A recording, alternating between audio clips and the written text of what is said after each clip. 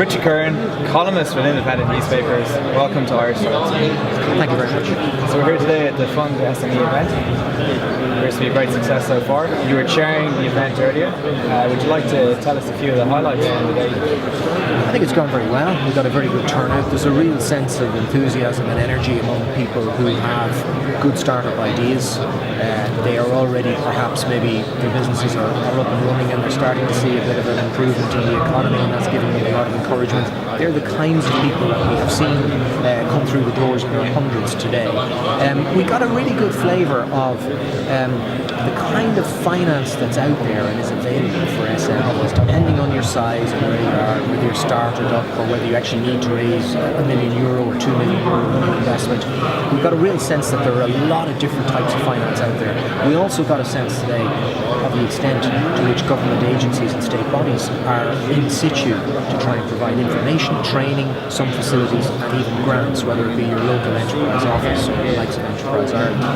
I think one of the things that came across strongly for me was the case studies. We had case studies of a couple of young guys who set up a crust bakery, found themselves growing the business really rapidly, went into the bank and got a loan, and they told their story as to how they did that and what difference it made to their business. And then we had somebody like David Walsh from NetWatch in Carlo, who actually went into the local county enterprise board, as it was then in Carlo, when he just had the idea for the company, not even a business plan.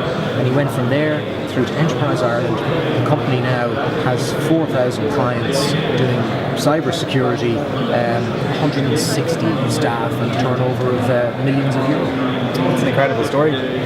Yeah, I mean, and I think that a guy like David Walsh, NetWatch, what was really great is he doesn't just have his story to tell, which is a great story, but he's got very good advice to give people because he has come through the entire startup phase and the growth of the business and exporting, and he's done that, you know, with the assistance of state agencies like Enterprise Ireland, and he was able to tell people how valuable that was to him. It's not just about the money, it's also about finding a great mentor.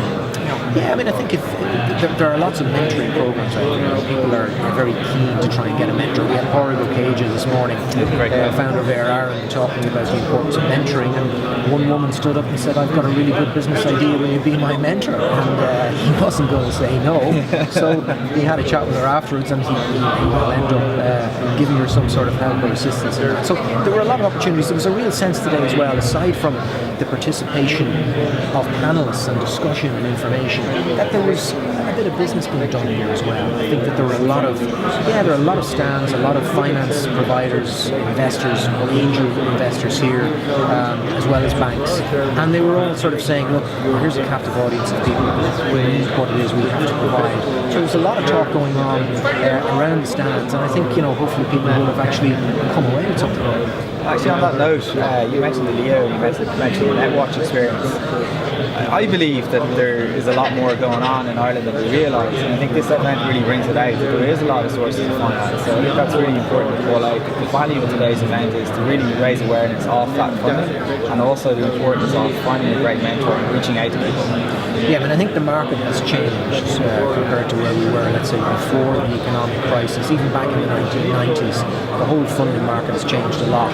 Yes, we have fewer banks, and those banks have been slow to rebuild and take risk, but I think they're starting to do that now. It's improving. But we also have peer-to-peer lending, we have angel investors, we have a variety of types of funding, Strategic Banking Corporation funded by the state.